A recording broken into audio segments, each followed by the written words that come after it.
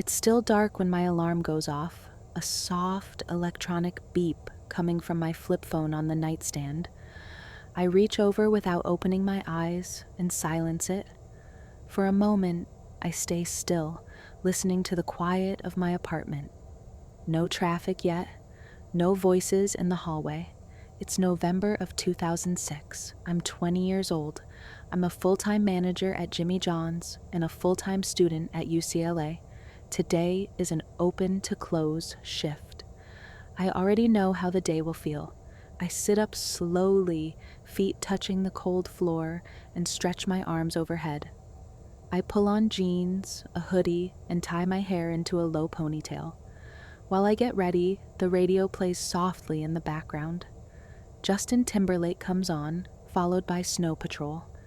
A DJ mentions how Casino Royale is doing at the box office and jokes about how everyone keeps quoting Borat even though it just came out. By the time I grab my keys, it's just before 9.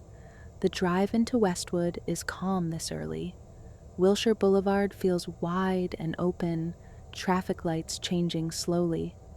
I turn onto Westwood Boulevard, past coffee shops still setting up, and pull into the small lot behind our Jimmy John's.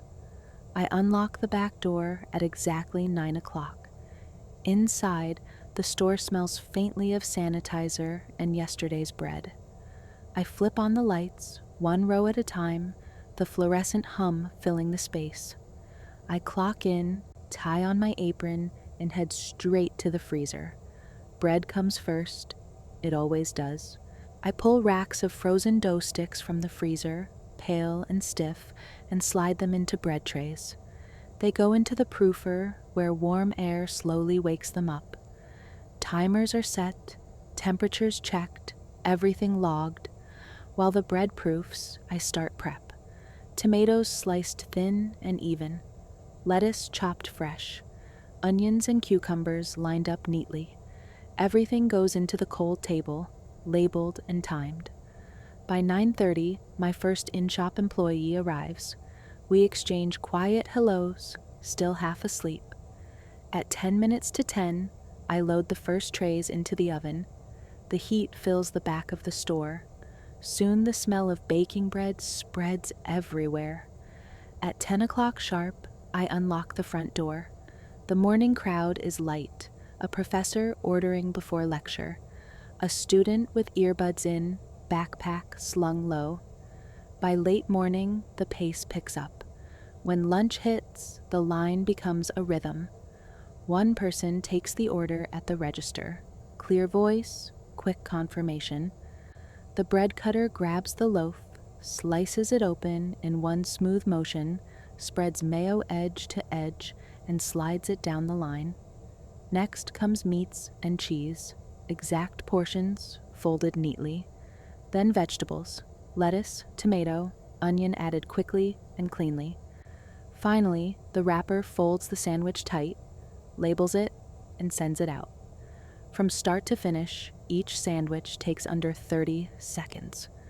The phone rings constantly. Delivery tickets curl out of the printer.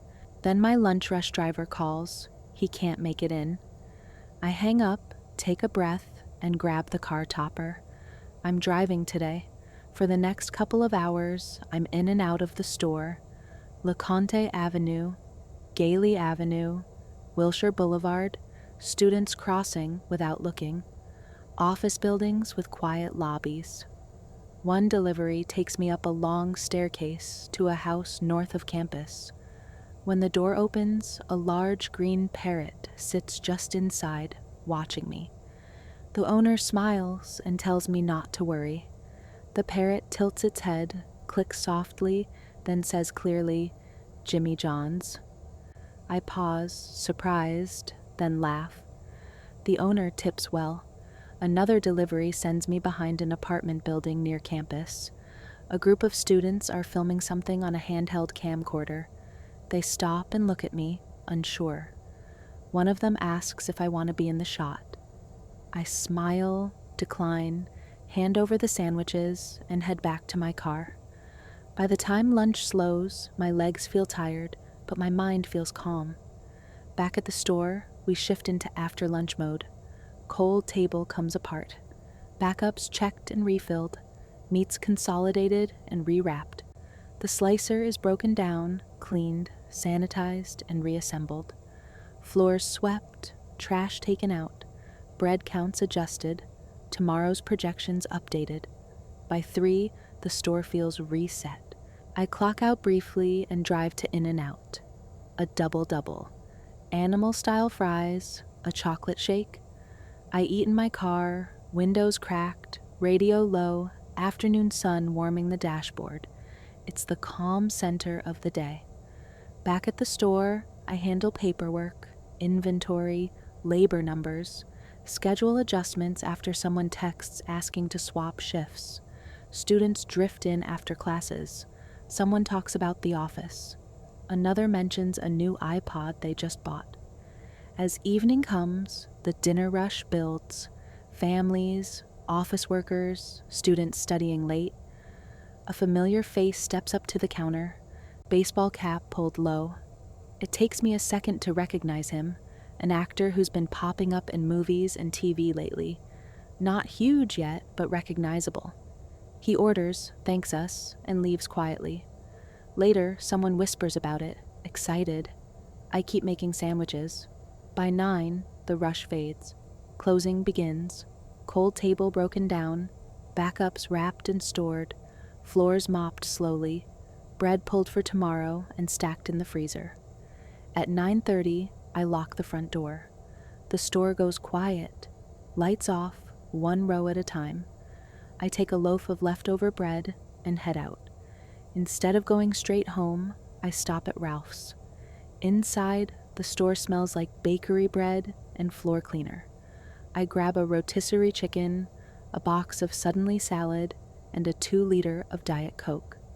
At home, I eat quietly. The day finally settles. Tomorrow will come fast, but tonight feels complete, and that's enough.